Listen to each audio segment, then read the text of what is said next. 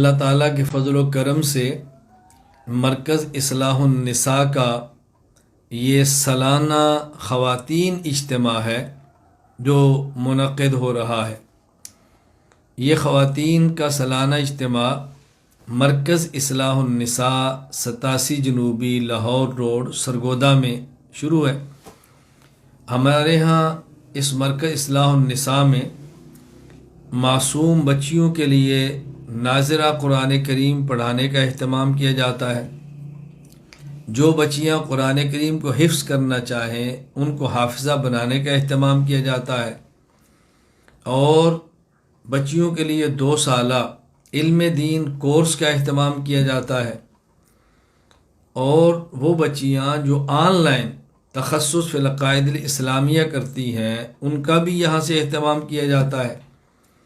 پھر اس ادارے کے اندر وہ بچیاں جو مرکز اصلاح النساء میں رہتے ہوئے پردے کے ماحول میں سکول کی تعلیم کرنا چاہیں ان کو 10ویں کلاس میٹرک تک سکول بھی پڑھایا جاتا ہے، ان کا مدرسے میں تعلیم کا انتظام ہے، اور داخلہ باقاعدہ ان کا کرا کے گورنمنٹ کے سسٹم کے تحت امتحان دلوا دیا جاتا ہے۔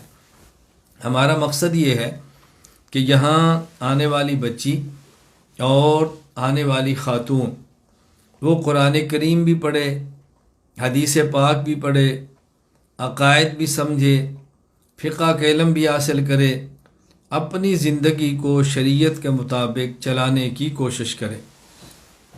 میں نے آج جو بات آپ کی خدمت میں عرض کرنی ہے وہ 2 لفظ ہیں، ان کا اچھی طرح مفہوم سمجھ لیں۔ نمبر 1 توحید، نمبر 2 سنت۔ نمبر 1 توحید اور نمبر 2 سنت۔ اللہ کی ذات پر ایمان لانا، اللہ کی ذات کو ماننا جیسے ماننا چاہیے، اللہ تعالیٰ کے اسماء اور ناموں کو ماننا جیسے ماننا چاہیے، اور اللہ تعالیٰ کی صفات کو ماننا جیسے ان کی صفات کو ماننا چاہیے۔ یہ ہے توحید۔ اللہ تعالیٰ کی ذات میں کسی کو شریک نہ کیا جائے، اللہ تعالیٰ کے مبارک ناموں میں جو مخصوص ان کے ساتھ ہے اس میں کسی کو شریک نہ کیا جائے، اللہ تعالیٰ کی صفات جو اللہ کے ساتھ خاص ہیں اس میں اللہ کے ساتھ کسی کو شریک نہ کیا جائے، یہ ہے توحید۔ نمبر 2 سنت۔ حضور اکرم صلی اللہ علیہ وسلم کا مبارک طریقہ جو صحابہ کرام رضی اللہ عنہم اجمعین کے ذریعے ہمیں ملا، یہ ہے سنت طریقہ۔ ہم نے سنت طریقہ کو اختیار کرنا ہے۔ نبی پاک صلی اللہ علیہ وسلم کے بعد حضرت ابو بکر، حضرت عمر، حضرت عثمان، حضرت علی رضی اللہ تعالی عنہم، یہ جو 4 یار ہیں جنہیں حق 4 یار کہتے ہیں، خلفائے راشدین کہتے ہیں، ان کا وہ عمل جو سب صحابہ اتفاق کے ساتھ مان لیں اس کو بھی سنت کہتے ہیں۔ تو نمبر 1 توحید، نمبر 2 سنت۔ توحید و سنت یہ 2 لفظ میں نے آپ کی خدمت میں پیش کیے ہیں، اور میں آج کے وقت میں مختصر وقت میں اسی پر بات کرنا چاہتا ہوں۔ دیکھیں، جہاں تک تعلق توحید کا ہے اس کے مقابلہ میں ہے شرک۔ اللہ کی ذات یا اللہ کی صفات میں کسی اور کو شریک کرنا یہ شرک ہے، اور اللہ تعالیٰ کو اس کی ذات اور صفات میں اکیلا ماننا یہ توحید ہے۔ حضرت آدم سے لے کے حضور اکرم صلی اللہ علیہ وسلم تک کم و بیش 1,24,000 انبیاء کرام علیہم السلام تشریف لائے اللہ کی توحید کا درس دینے کے لیے، اللہ کی توحید سمجھانے کے لیے، یہ بتانے کے لیے کہ تم نے ایک اللہ کو ماننا ہے، ایک اللہ کو حاجت روا ماننا ہے، ایک اللہ کو مشکل کشا ماننا ہے، ایک اللہ کو عالم الغیب ماننا ہے، ایک اللہ کو مختار کل ماننا ہے، ایک اللہ کو صمد ماننا ہے، ایک اللہ کو معبود ماننا ہے، ایک اللہ کو عبادت اور سجدوں کے لائق ماننا ہے، ایک اللہ کے نام پہ نظر و نیاز دینی ہے۔ یہ انبیاء علیہ السلام سمجھاتے رہے۔ اب ہمارے ذمے ہے ہم ان باتوں کو سمجھیں۔ اللہ کی ذات کے علاوہ کسی کو سجدہ نہ کریں۔ حضور اکرم صلی اللہ علیہ وسلم نے ارشاد فرمایا، اگر اللہ کی ذات کے علاوہ کسی اور کو دنیا میں سجدہ کرنے کی گنجائش ہوتی تو میں محمد بیوی کو حکم دیتا اپنے شوہر کو سجدہ کرے، لیکن اللہ کی ذات کے علاوہ کسی اور کو سجدہ کرنے کی گنجائش نہیں ہے، اس لیے اللہ کی ذات کے علاوہ کسی کو سجدہ نہیں کرنا۔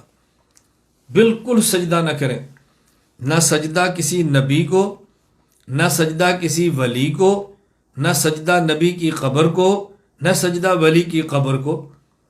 نبی اور ولی کو سجدہ نہیں کر سکتے تو کسی اور کو سجدہ کیا کرنا ہے؟ اس کا بہت زیادہ اہتمام کریں۔ کسی ولی کے ہاتھ پر بیعت ہوں، ان کے سبق پڑھیں، ان سے شریعت سیکھیں، اللہ اللہ کرنا سیکھیں، لیکن سجدہ نہ کریں۔ اپنی پیشانی کو اللہ کے سامنے رکھیں۔ ہماری تاریخ اسلام کی سب سے پہلی جنگ وہ جنگ بدر ہوئی ہے، جس میں حق اور باطل کا فیصلہ کر دیا، باطل کی کمر توڑ دی، حق کو غالب کر دیا۔ اس جنگ والے دن کا نام یوم الفرقان ہے، حق اور باطل میں فرق کرنے والا۔ اور رسول اکرم صلی اللہ علیہ وسلم امام الانبیاء، نبی الانبیاء، سید الانبیاء، خاتم الانبیاء، اس دن بھی اللہ کے سامنے اپنی پیشانی زمین پہ ٹیک کے اللہ سے دعا مانگ رہے ہیں، یا اللہ میں تجھی سے مدد مانگتا ہوں۔ حضرت پیغمبر صلی اللہ علیہ وسلم نے اللہ ہی سے مدد مانگی، ہم نے اللہ ہی سے مدد مانگنی ہے۔ اس لیے اپنا عقیدہ بنا لو، جب بھی کہو یا اللہ مدد کہو، جب بھی کہو یا اللہ مدد کہو، جب بھی کہو یا اللہ مدد کہو، نہ یا علی مدد کہو، نہ یا مولا علی مدد کہو، نہ یا غوث اعظم مدد کہو، نہ پیرا دیتا کہو، اللہ دیتا۔ جب دیتا اللہ ہے تو اللہ دیتا کہنا ہے، نہ کوئی پیر دیتا ہے نہ پیرا دیتا کہنا ہے۔ اس لیے اپنا عقیدہ بناؤ، سجدہ ایک اللہ کو کرنا ہے، جھکنا ایک اللہ کے سامنے ہے۔ اسی طرح غیب کا علم صرف اللہ کے پاس ہے، اللہ کے علاوہ نہ کسی نبی کے پاس غیب کا علم ہے، نہ کسی ولی کے پاس غیب کا علم ہے، نہ کسی قطب ابدال کے پاس غیب کا علم ہے، نہ کسی پیر فقیر کے پاس غیب کا علم ہے۔ غیب کا علم ہے تو صرف اللہ کے پاس ہے۔ عالم الغیب، عالم الغیب، ان اللہ عند علم الساعہ، غیب کا علم صرف اللہ کے پاس، اللہ کے علاوہ کوئی غیب کا علم نہیں جانتا۔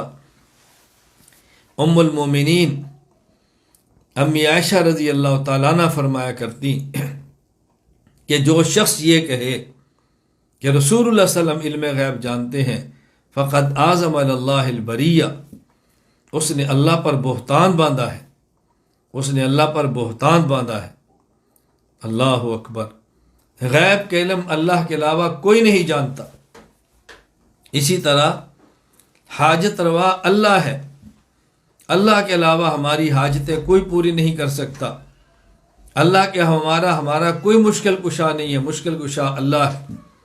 بیماری دور کرنے والا اللہ، دکھ دور کرنے والا اللہ، غم ختم کرنے والا اللہ، مصیبتوں میں کام آنے والا اللہ، بیماریوں کو دور کرنے والا اللہ، یہ اللہ ہی دکھ دور کرتے ہیں، اللہ ہی درد دور کرتے ہیں، اللہ ہی غم دور کرتے ہیں۔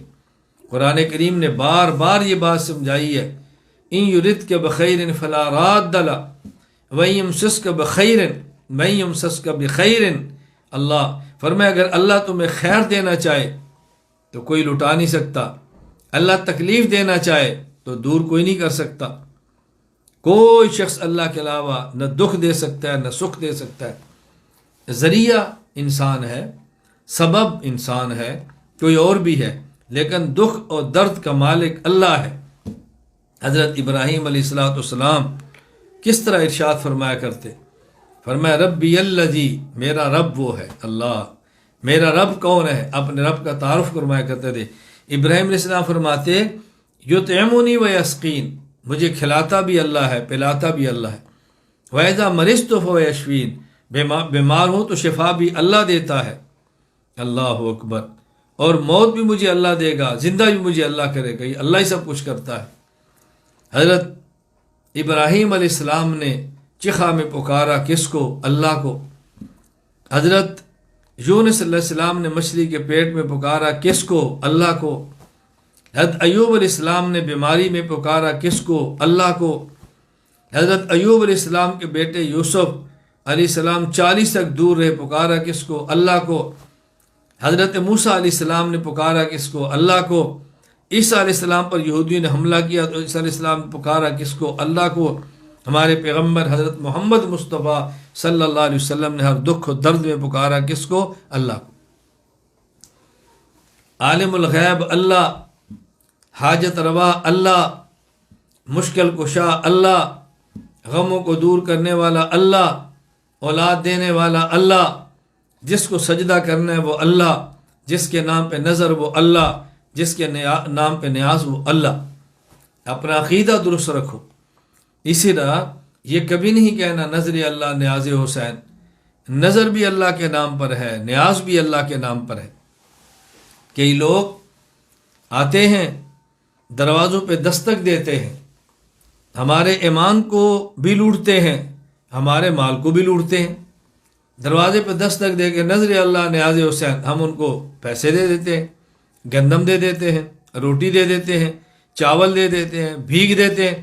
ایسے شخص کو بھیگ مت دو، یہ تو تمہارے عقیدے کو تباہ کرتا ہے۔ اس کو سمجھاؤ، نظر اللہ نیاز اللہ، نظر اللہ نیاز اللہ، نظر اللہ نیاز اللہ، نظر بھی اللہ کے نام پر، نیاز بھی اللہ کے نام پر۔ اس کا بہت زیادہ خیال کرو۔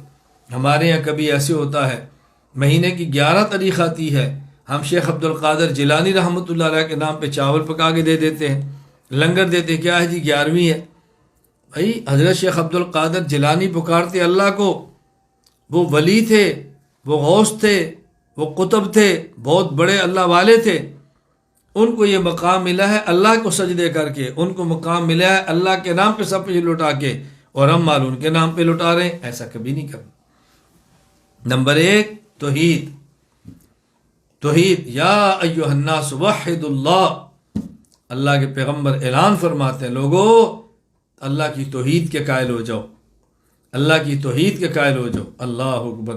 الحمدللہ وحدہ، تمام تعریف ایک اللہ کے لیے ہے، تمام تعریف ایک اللہ کے لیے ہے۔ الذی نصر عبدا وحزب الاحزاب وحدہ، اللہ، وہ اللہ جس نے اپنے بندے کی مدد کی ہے، وہ اللہ جس نے میدانوں میں لشکروں کو شکستیں دی ہیں، وہ اللہ ہے۔ تو نمبر 1 توحید۔ کوئی نامہ اعمال میں عمل نہ ہو، لیکن شرک کا گناہ نامہ اعمال میں نہیں ہونا چاہیے۔ کوئی نیک عمل نہ ہو، یہ بات یاد رکھیں، شرک کا گناہ نہیں ہونا چاہیے۔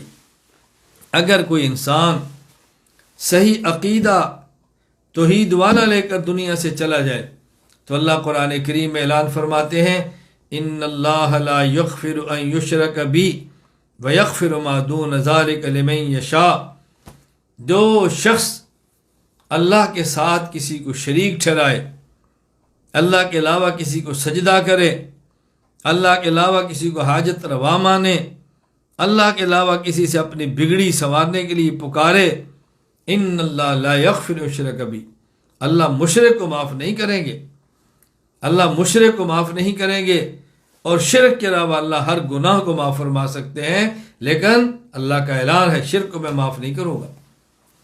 مشرک کے علاوہ اللہ جس کو چاہے معاف فرما دے، مشرک کو معاف نہیں کریں گے۔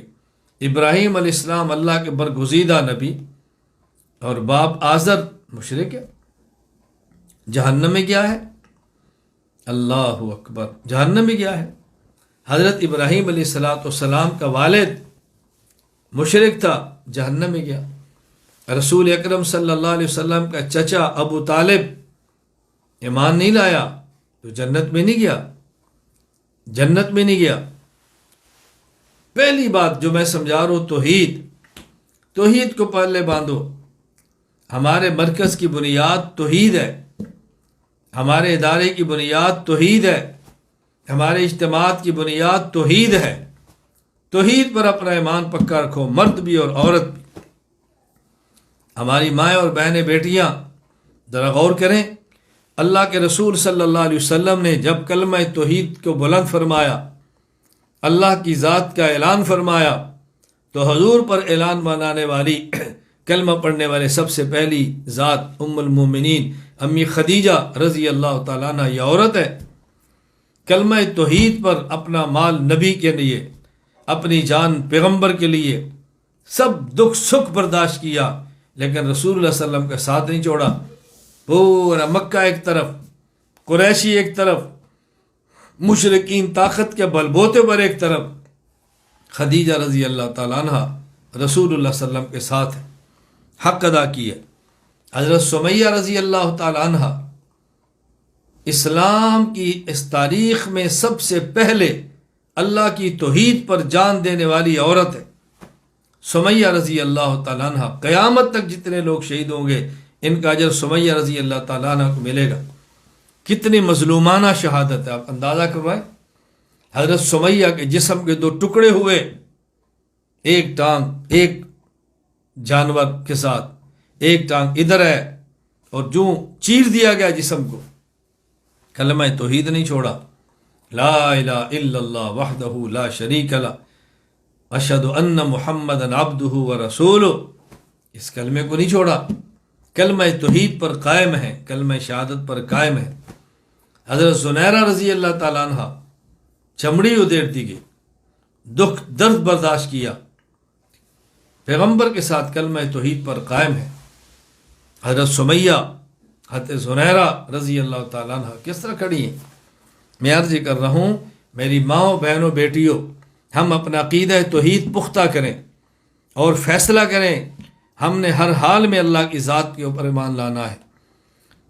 نفع دینے والا اللہ، نقصان دور کرنے والا اللہ، بگڑی بنانے والا اللہ، بیماروں کو صحت دینے والا اللہ، مقروضوں کے قرضوں کے ادا کرنے کے اسباب پیدا کرنے والا اللہ، بے اولادوں کو اولاد دینے والا اللہ، یہ اللہ ہے۔ اللہ ہے داتا، اللہ ہے داتا، اللہ ہے ہمارا داتا، اللہ ہے۔ اللہ کی توحید پر ایمان لائیں، توحید پر اپنا عقیدہ مستحکم کریں، توحید پر اپنا عقیدہ مستحکم کریں، لا الہ الا اللہ کی ضربیں لگائیں، الا اللہ کی ضربیں لگائیں، اللہ اللہ کا ورد کریں، مزاج بنائیں اپنا، مزاج بنائیں اپنا۔